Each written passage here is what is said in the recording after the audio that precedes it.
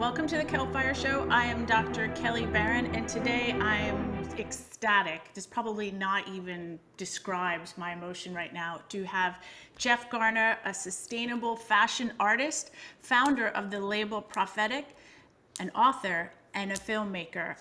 Jeff has an amazing documentary out right now called Let Them Be Naked. And coincidentally, we get a gift for Mother's Day, which I'm very excited about. And we get to see this documentary. I have a couple questions, Jeff. And the first one is your documentary, Let Them Be Naked, was inspired by the loss of your mother to breast cancer. As we approach Mother's Day, how does your mother's legacy continue to fuel your mission and to protect women from toxic chemicals in clothing? Yeah, she was my lady. She taught me everything I know, and yeah, her name was Peggy Lynn, and she supported me through this journey of fashion that growing up in Nashville wasn't really supported.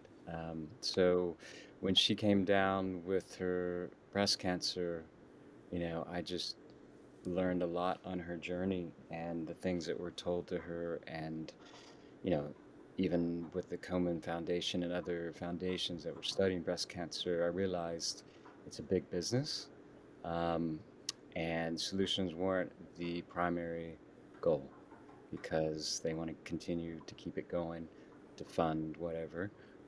So yeah, so I did a deep dive. Obviously, I knew the toxicity in everyday clothing from my journey in fashion and printing band T-shirts from Nashville, the plastisol inks. When it affected my mom and I lost her too early, I was like, okay, this is my new path. I need to go deeper and harder.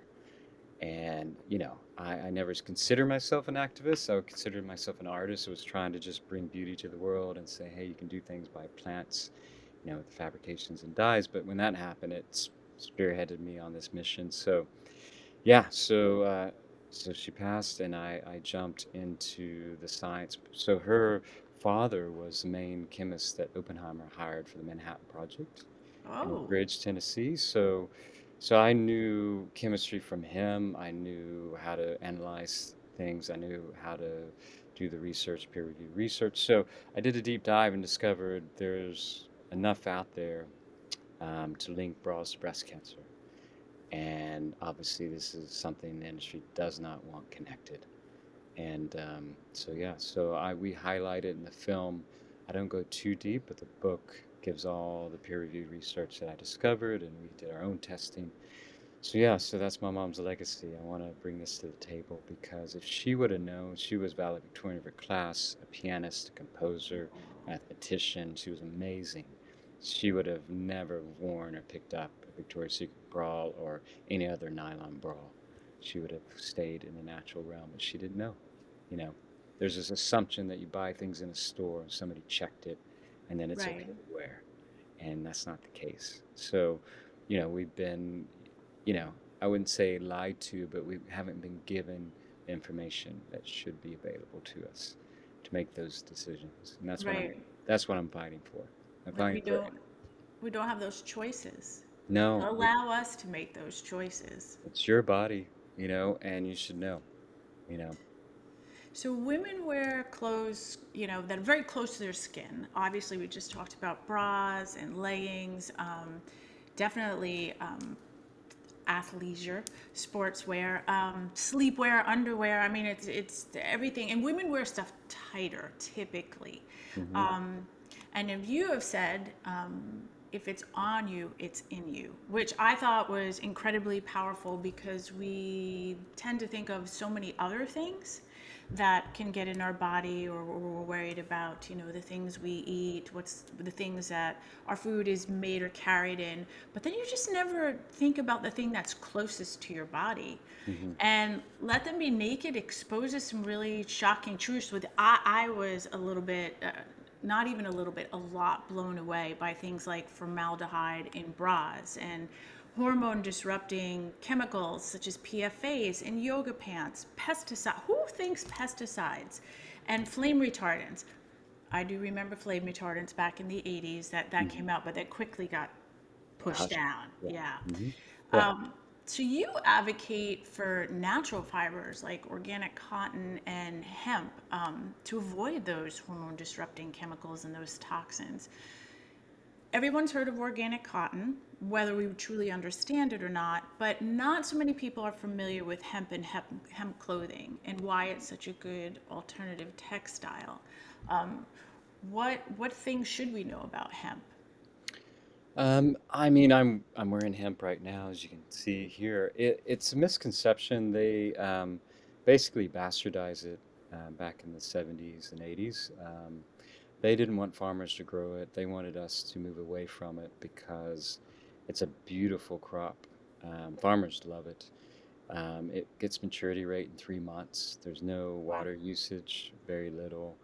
You don't need pesticides. It's naturally antifungal, antibacterial, so you don't have to do the additives that they even do on cotton.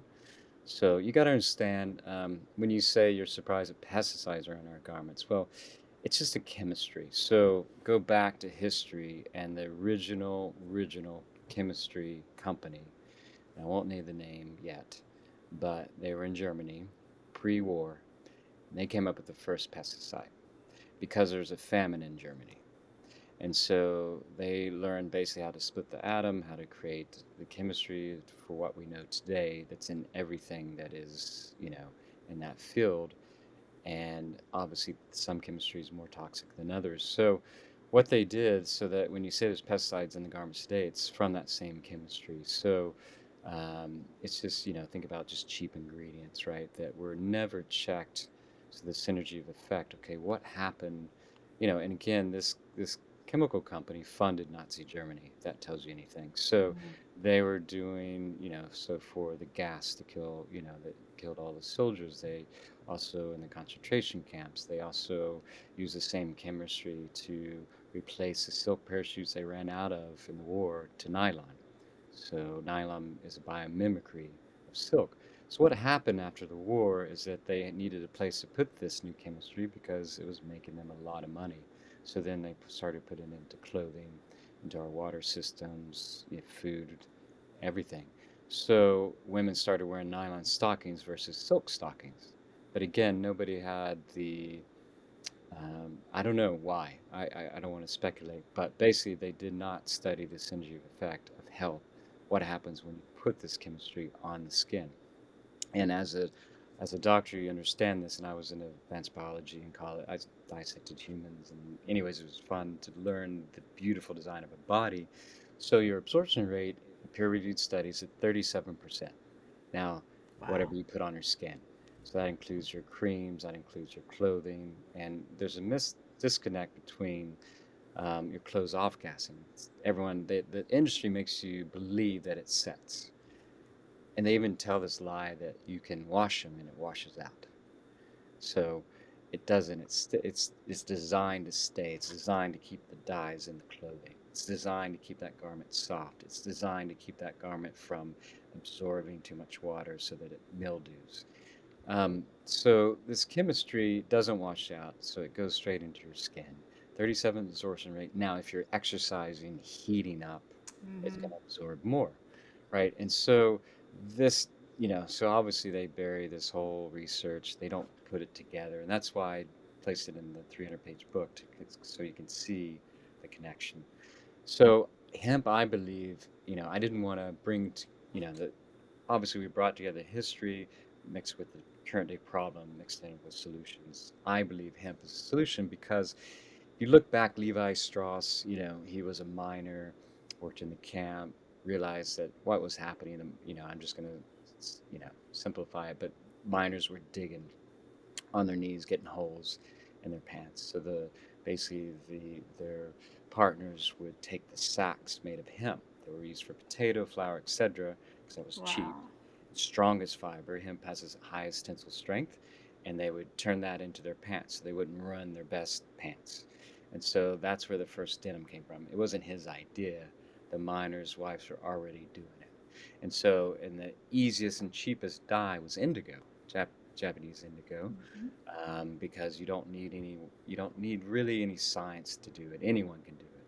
You just make a dye vat, you dip it, you don't need to set it. It just sets itself.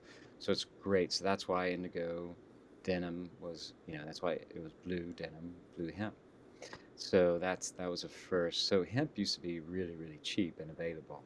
So that's why they bastardized it, made it like hippie, made it associated with the plant of the drug, which is not. It's a different plant.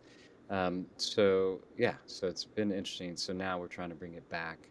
They're starting to grow it more for fabrication, not for seed or oil.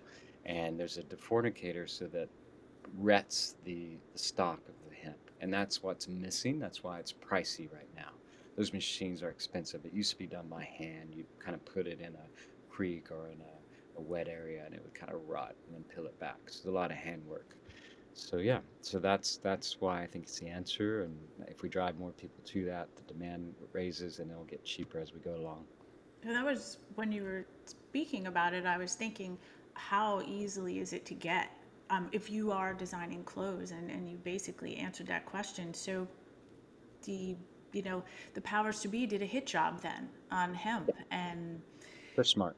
yeah, and to think like Levi Strauss, and I never knew that about the indigo, and that they were using that, and it was tough. It's well, it leads me into my next question.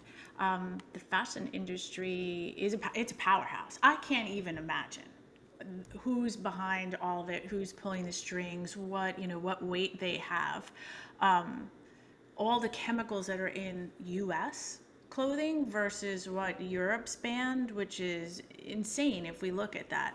Mhm. But you came out against this, and did you get pushback from this? Yeah, I mean, absolutely. And I'm talking about it now because it's better to be out there than not. Yeah, when we're filming, we got a toxicologist that was already booked to talk to us, and she was part of the Victoria's Secret case, and she got paid $100,000 not to talk to us. We had a fashion company that's known to kind of sponsor events so they can maintain the narrative, Mm-hmm. and they offered us money to buy the film. We obviously, I got a death threat, which is fine. I'm not too worried. Luckily, my family's in, and my uncle ran the ATF for 40 plus years, so I'm not Yeah. too worried. But yeah, it's an industry that, I mean, we're talking billions and billions. So it's not just fashion; it's the chemical industry that funnels it into the fashion.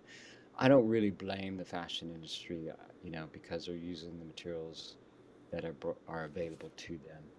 Um, and it's hard to get like Louis Vuitton to switch into natural fibers, because I'm not privy to their budgets, but I imagine it'd be hard because my hemp is a $10 yard cost compared to what they're buying, which is $1 or $2. So there's a big difference right now. But yeah, so we got a lot of pushback. At the first gate, everyone was like, "Oh, we've never heard this before. Oh, it's conspiracy theory." And then when they saw the book come out, they were like, "Oh, okay, we can't deny it anymore because it's all there." And so it's just a matter of getting the word out. Like that's why we're launching this for Mother's Day, because they are the vehicle. I firmly believe that, and I've shown it at colleges and universities, and design students are going like they want to light it on fire. Oh yeah. Yeah, because it's like you won't know till you're too late, till a disease comes about, whether it's cancer or another disease. Your body's already had too much bioaccumulation, so it's acting out. So, and like you said earlier, people talk about food and all this and environmental stuff, but think about it, you're wearing it all day long, and we know it's 37 absorption rate. That's going Right. to be at least a third or a quarter of your toxins going into the body, and there's no filtration system. So when you put food in your mouth, you have your esophagus, stomach acid, kidneys, liver, etc., that help protect you. Skin has no barrier, no protection. Um, and that's the why I'm focused on moms, because a little science to the breast cancer stuff. So when you're wearing a nylon bra, and obviously it's non-permeable, doesn't allow anything to pass, right? So it doesn't breathe. So those toxins are going straight into the fatty tissues of the breast. So when your body receives it in, it sees it as an alien, basically. It Mm-hmm. captures it, stores it in the fatty tissues. Now, that's why they're now coming out and saying, well, it's estrogen related breast cancer. because when the body receives that toxin in, it sees it as an estrogen, treats it as such. So it stores in fatty tissue, and then you got your lymphatic system that's supposed to get that stuff out of there. But when you have constriction on the bra itself and the straps, my family's in the rubber business. Like, you have hoses that are soft. If you put a little pressure on that hose, it's going to stop it from working. It's going to clog it. Hmm. And there's no pump to the lymphatic system. There's no heart. It works by like a clock, like the winding up by movement. So if your breasts aren't moving, it's not going to move it out. There's no energy pushing it out. And if there's pressure on those hoses, it's going to not work. So your lymphatic system shut down. You're getting the toxins through your bra. It's like, and then it's heating up. It's a greenhouse for, the transition of the cell, right? And it's too much, and that's the tipping point. It's like, when is it too much for your T cells not to be able to attack it and destroy that cancer cell before it grows too much? And and it's the ironic thing is, I don't know if that's the right word, but the shocking thing is, when I got into this, I went deep, didn't find one study about bras to breast cancer. So Just imagine buried. the billions and billions of dollars put into cancer research, right? We hear it all the time. Yeah. They'll then show me, and if you don't, and all you see is one report that was repeated over and over. So it was a PR move. And they put out this report because one of the guys in our documentary, um, he's a medical anthropologist. And so he basically went back in history and looked at it, went to Fiji, studied women in the same environment, same diet, been there forever, put half of them in bras, kept half out, and discovered, wow, bras do have an impact on breast cancer because the ones that were wearing them all day long got it. So he published his research, they buried it, and then they came out with this PR move saying, "Oh, this is fallacy, this is not right, da da da," and then it just went away. But I'm like, okay, well, wouldn't you think that, okay, this doctor came up with a study, came out with something that looked right? Why wouldn't they do a deeper research, right? Why would they just knock it down? And by the way, their counter research was not peer reviewed. Hmm. So you're kind of like, huh, that's a great PR move. People are going to Yeah. read that, say, okay, I'm not going to go further down that rabbit hole. But my question is, okay, forget whether he's right or wrong, or forget, I know that wasn't peer reviewed. So cool, let's do a proper research on it. And that's what I was like, wow, okay. So they're basically hiding something. And then if you look at um, the way it went for cigarettes for lung cancer, it's basically that's what we're dealing with. Okay, it's like, why not study things on that's covering the breast all day long? Why are you looking all around here? Right. Because that's the answer, and you don't want to disclose it and deal with it because everyone's making too much money off the study and the research, campaigns, all these fun foundations. And I'm not saying everyone's, I think people have good intention, but I do think there should be more studies on it. It should be introduced. It should, because the thing is, you can't, as you know, you cannot say an absolute. We can't absolutely say, okay, this bra will cause breast cancer, Right. but we can say it has carcinogens in it. We can say it goes through the skin at 37 absorption rate and it enters the body. So that's where we're at. So that's why you were saying earlier Europe has more restrictions. And why? Because they look at it as like, if I bring this to the table, they'll pull that bra off the market. Now, the US looks at it like you have to prove absolutely that it is the causality. And in Europe, you just have to say there's a possibility of causality, and here's why. And that's enough for them to do an acquisition. So it's capitalism versus socialism a little bit. And again, I'm not Right. political, but that's the viewpoint. And I'm fighting for moms. I'm fighting for us, you know. And it's not like I want to put all these guys out of business or go up against them. I just want the studies done. And then I want Right. warning labels on the clothing that have carcinogens in it because we deserve to know. How can you argue with someone who's just advocating for us to have the knowledge to make our own choices? It's what I say to my patients. Here's several different options, and I need you to do the research, and I need you to look it all up and then make the best choice for you. Exactly. Yep. It is shocking to me, though, that we've never ever, I can say, I don't think there's a single woman I know that has sat down and gone, oh, I wonder if my bra has anything to do with potential dangers in my body. And you were saying, like how, you were bringing this to moms and you wanted us to, really look at this and be a voice for the change. Mhm. And I feel like that's the perfect group.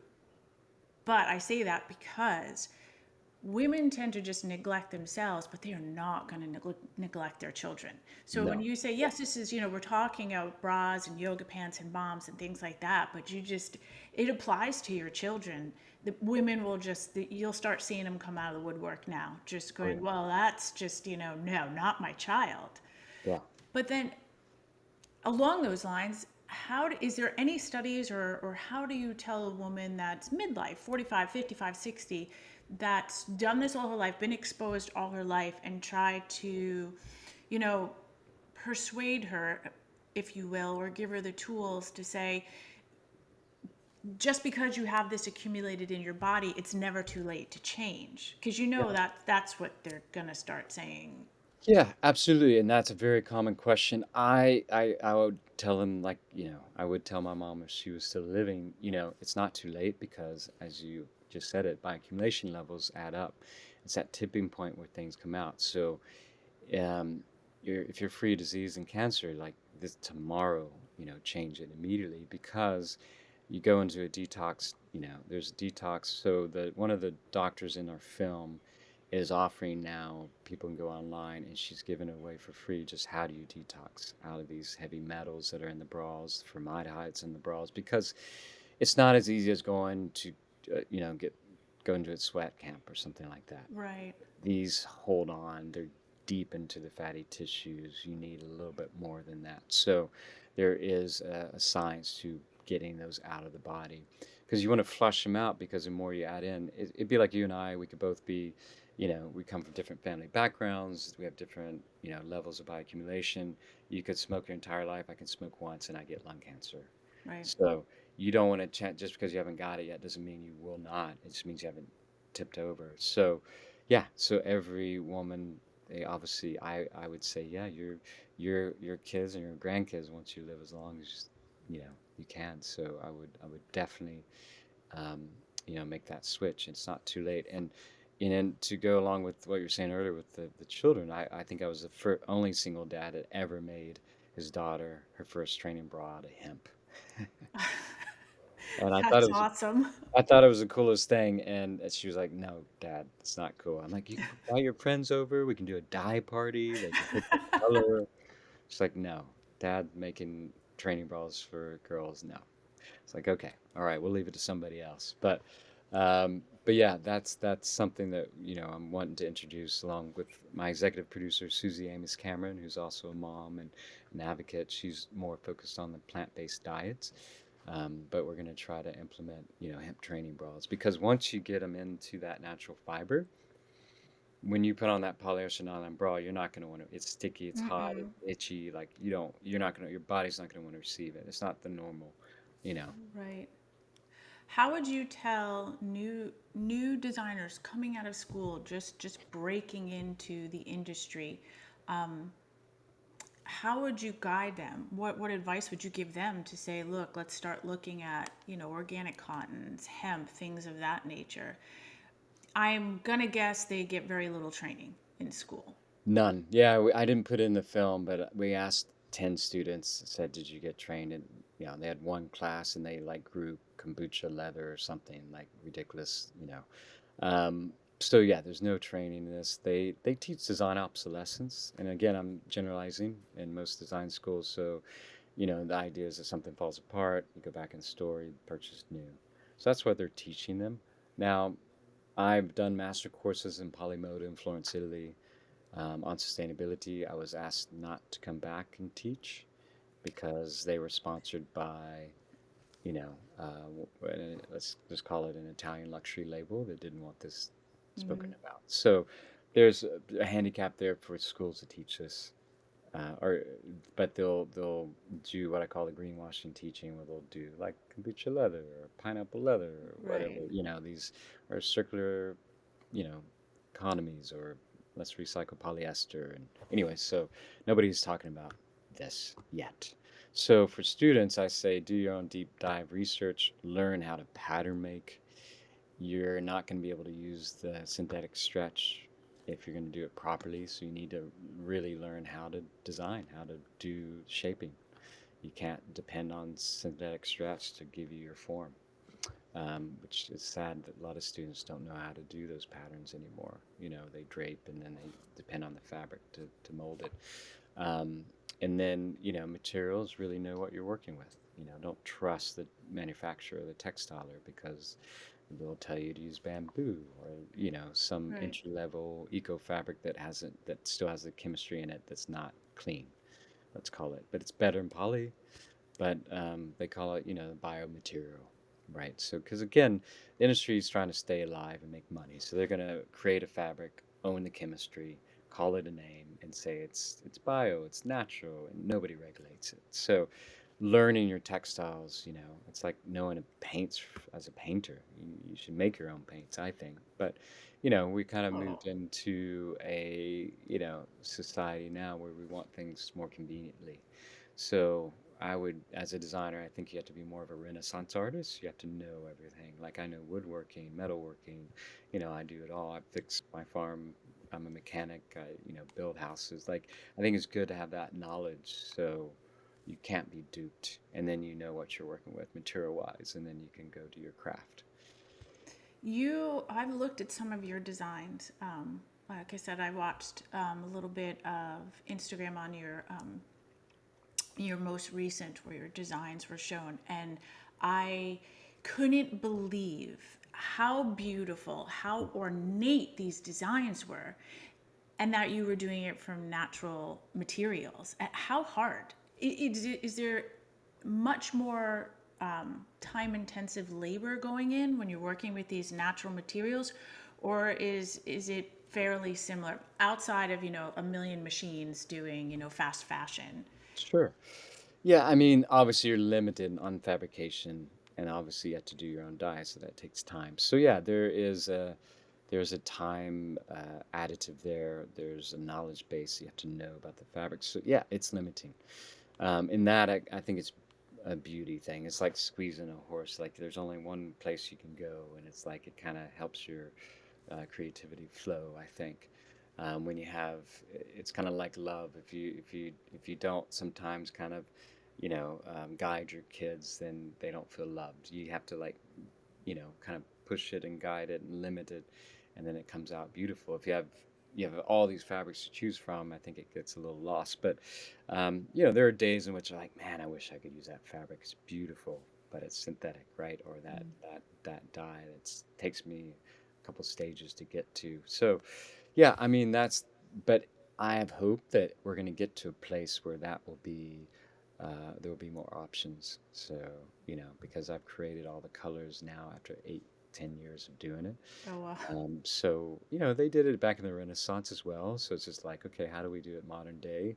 And so we can make a powder form that's using the machinery they use already. So there are solutions being presented that will allow that um, easiness to do it. So I think a lot of people are waiting on that, especially the industry. But that's where we need help. That's where we need this movement to happen to drive the change that the money will go into that solution base. Because, right now I have like 600 patterns. Tomorrow I could have women every option they would ever need for a yoga pant, bra, etc. But I can't pull the trigger because I'm so focused on getting the doc out and the book. I put all my investment there. So if they saw, but they're not going to invest into this movement until they see people desiring it and wanting it and saying, I'm not going to buy that synthetic until you present this option. So we're also asking people to slow down their consumption, which technically is kind of an emotional addiction thing. So, Mm-hmm. we don't need all the clothing that's in our closet. But if, most people after they see the film, they go home, look at their wardrobe, they don't even know what they're wearing. And then they look at the tags and realize, oh, wow, I thought this was cotton, but it's rayon. Okay, cool. Right. I'm going to discard that or recycle it, whatever. And then they look in their closet and so far, everyone kind of told me about a tenth of their clothing is natural fibers. Oh, I agree. So 90% they cannot wear after they see this film if they really want to change. So then they ask me, okay, I need to start replacing. So, I say do it slowly, and there's a lot of small makers like myself that have options. I'm doing women's boxers right now, men's boxers, and socks. So I couldn't find socks without nylon. But there's enough out there that you could, and it's kind of a challenge and a fun challenge, I think. But once you build back your wardrobe with natural fibers, they're gonna last forever. I mean, I'm still wearing my jopper. I'm a horse guy, so I ride horses pretty much every day that are hemp, and they have no holes in them for after 12, Whoa. 14 years. And I wear them traveling. I wear them on horses. Like, I literally have not bought any new clothes for 20 years. So it has, if I did the math, it saved me money, saved me time, and it saved the environment because I'm wearing the same thing. So I'm a proven example it can happen, and everyone comments on my fashion clothing, so it's not like I'm sacrificing in No, that. no, you have great style. No, your clothing is amazing, and what you wear, no.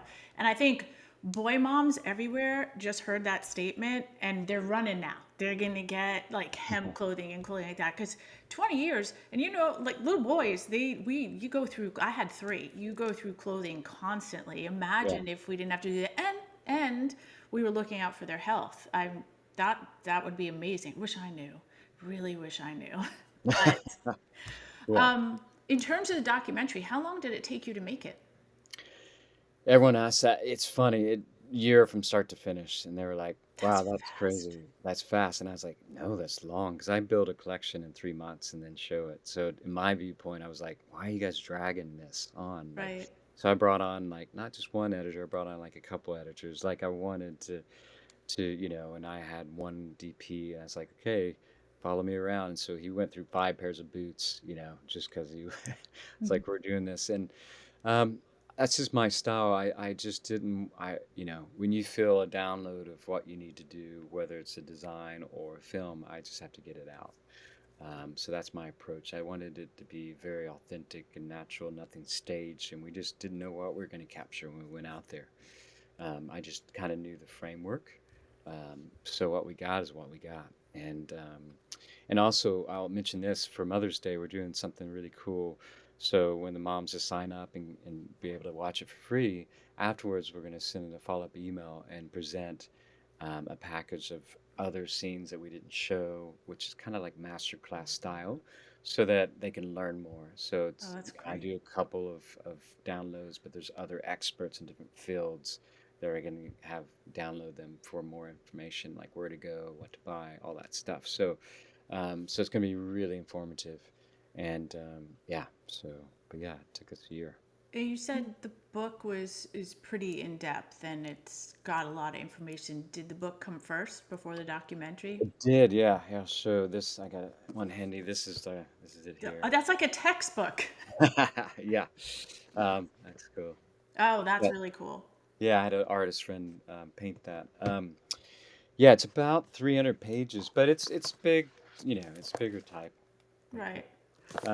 But yeah, so I wanted to put in one place all the research. So I gathered research from all over. Some I had to dig for, some wasn't even, up online, etc. So I was able to put that all together after, yeah, I've been collecting for about 10 years. So, but I got a Randall Fitzgerald who wrote a book about toxicity.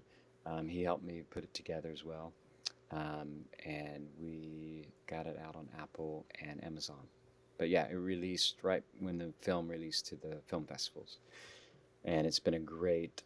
I call it a hymn book Hmm. because once you get triggered by this, I think everyone wants to learn more, and I don't want everyone to go to the internet because No.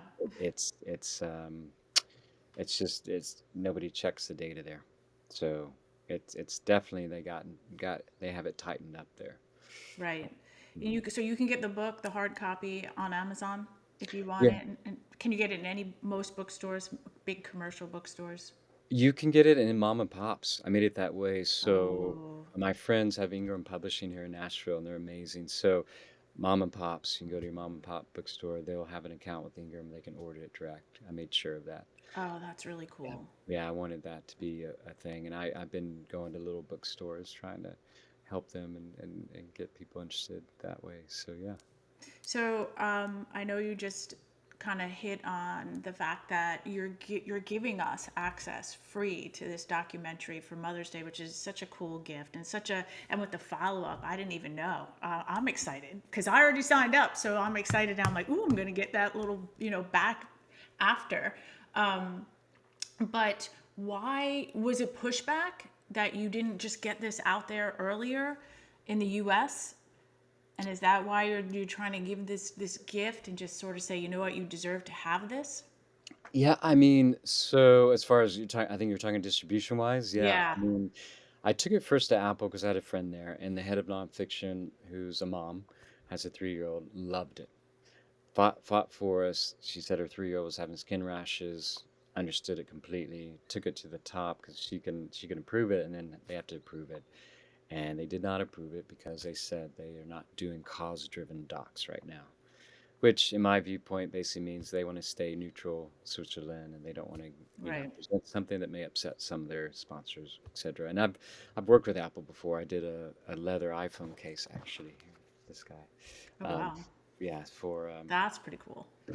for them years ago, because they weren't using real leather, and I believe real leather blocks radiation. So there's all this, and it's a small piece, so it's leftovers from the industry.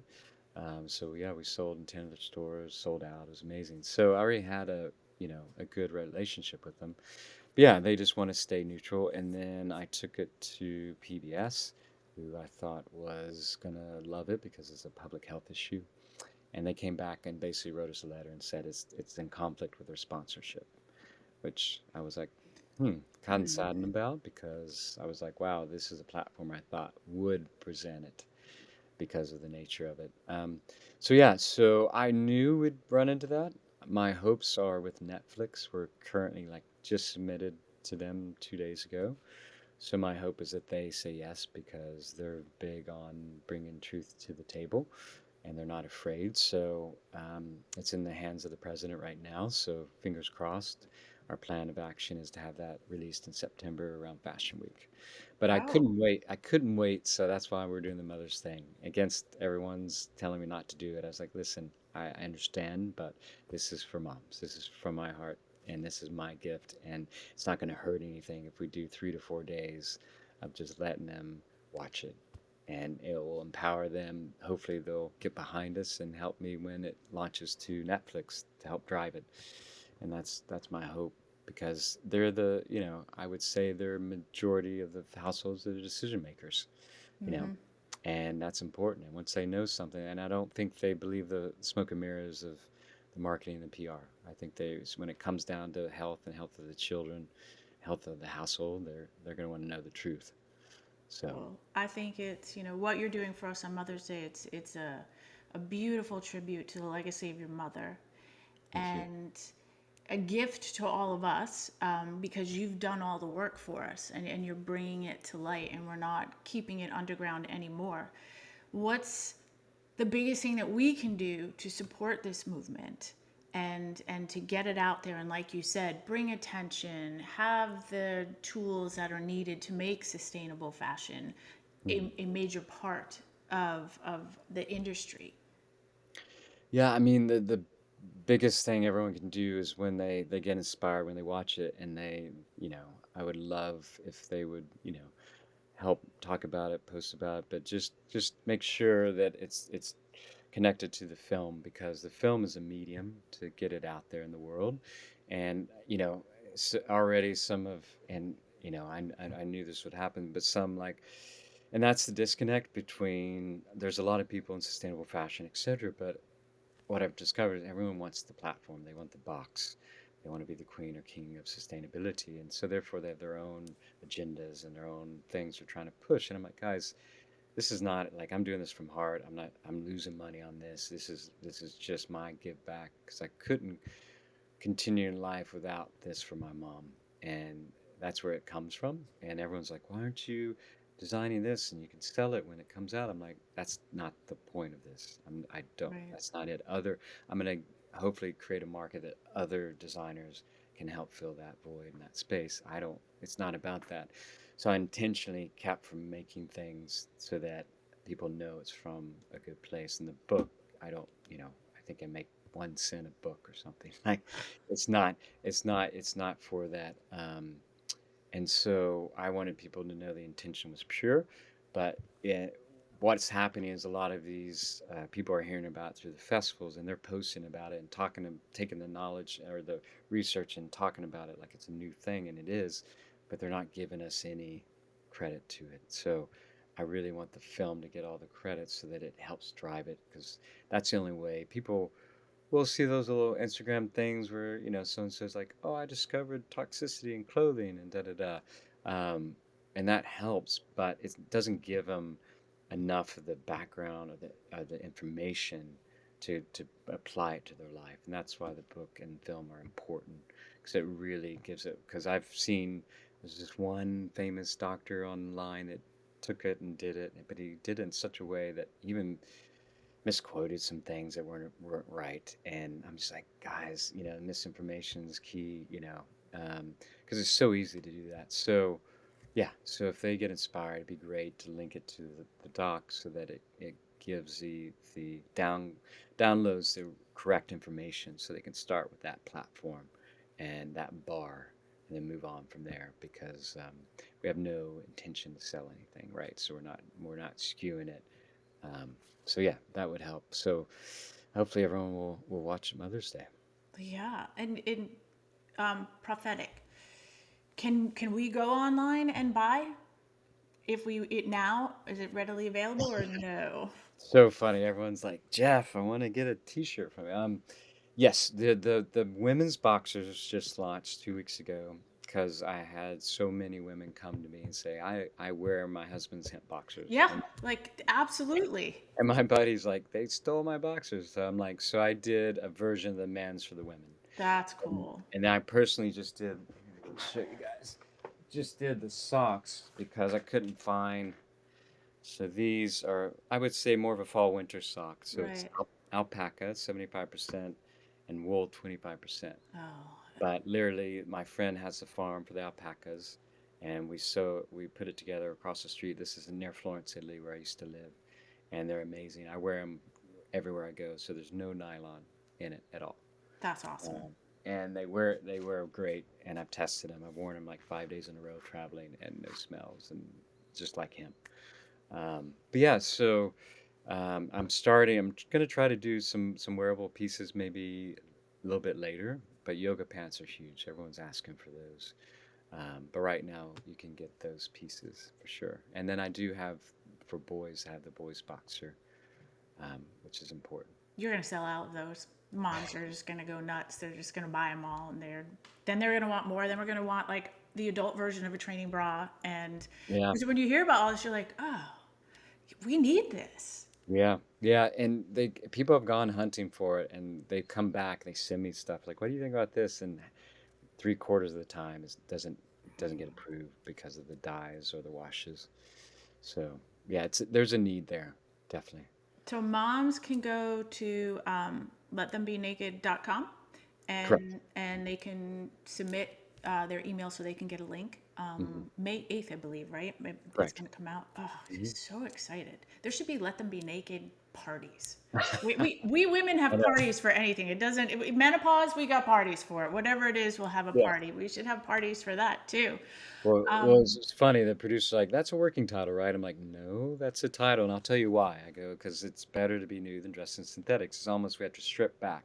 It's like we mhm. can't really try to hold on to our old stuff. We got to literally just do a whole new wardrobe for what you now know." So yeah, so it's great. Is there anything else, anywhere else that everyone can find you, follow you, stay up on this? I know you have all the usual social media and Hmm. probably can jump on the website and follow the documentary social media as well. Anywhere else that we should be looking other than grabbing that book immediately?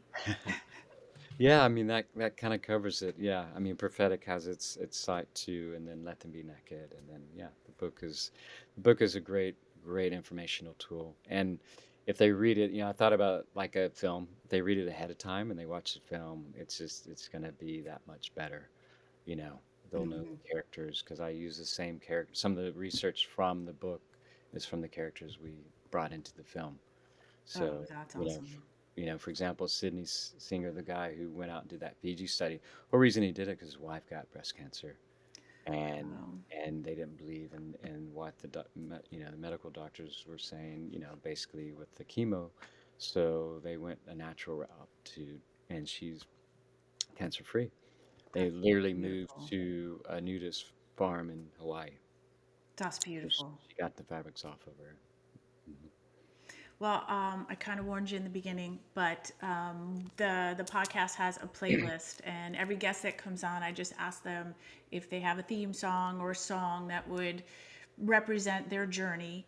And I'm going to tell you, this is the most eclectic playlist. These women, I've got rap, country, opera, you name it, they've got it on there. So yours might be the most downloaded, though, once we get it out of you. But Yeah. Um, I personally, there's this song was in a film called Last of the Mohicans, and it's a violinist-based song, and it's called Free, and that is probably my number one. free, okay. Yeah, yeah. Let me double check. I think it might be more of a title than that, but let me double check it. But I think that's the full name. Um, we play it almost every show. Um, but yeah, it's amazing. Uh, yeah, it's the main kind of theme song. But I can send it to you. But yeah, Yeah. yeah, it's free. Yeah, that's it. Yeah, All but right. it builds. It's amazing, and it will just inspire. This, yeah. Well, that's going on. And we need all the inspiration we can get. So it quite literally will be the most out of that playlist listened to song. Well, I want to thank you so much for coming on, for just taking time. You're so busy, and the work that you're doing out of the goodness of your heart for us, for all the moms out there, and humans in general. I can't thank you enough. And I do hope that women jump on that email and get the link and watch the documentary. And I really hope Netflix picks it up. But you change things in my brain, and that's one human. So I can't imagine what this film is going to do once everybody gets out there. But thank you so much. I'm really inspired, and I think you have inspired so many women. Thank So you. it Well, was a thank pleasure having you on. And if ladies, go get on that list. Get that movie out. If you don't get on it in the next 4 days, rattle some cages at Netflix. So let's get this thing going. And again, support Jeff's work, and you know where to find him. Follow him. So thank you again, and have a great day. All right, you guys too. Hey everyone, I just wanted to tell you guys about our supplement line. If you haven't already heard, I put a lot of time and effort into sourcing out what I think are the most important things for women's health in this transition in our lives.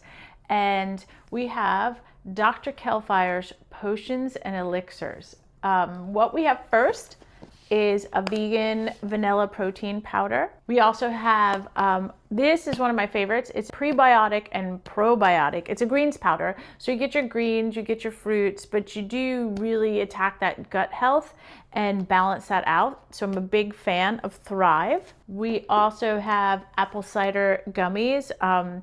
If you've ever had apple cider vinegar, you know how harsh that is to take. So we have our gummies, and they are apple flavored, and they're really good. Supports metabolism. We have the lovely collagen and biotin combo in liquid, so it's awesome. You can put it in your drinks, you can put it in your teas, you can just shoot it in your mouth. I love tinctures, but collagen biotin for hair and nails, because that is extremely important at this time in our lives. 8-in-1 mushrooms, illumination. I love this product. It's 8 different nootropic mushrooms that supports immunity, anxiety, mental state, awareness, focus. This is my favorite, baby. And then I probably shouldn't have said that because this one is my favorite, baby. This one is bovine glandular. So this is derived from bovine uterus. This is for hormone balance and libido support. This is a staple, and I think it should be a staple in every woman's wellness kit. All of our supplements you can get on mytempesta.com. Just hit the shop link and everything there. You can get it one time. You could sign up for a subscription with discounts and they'll just come to your door. It will spark your wellness journey and ignite your fire.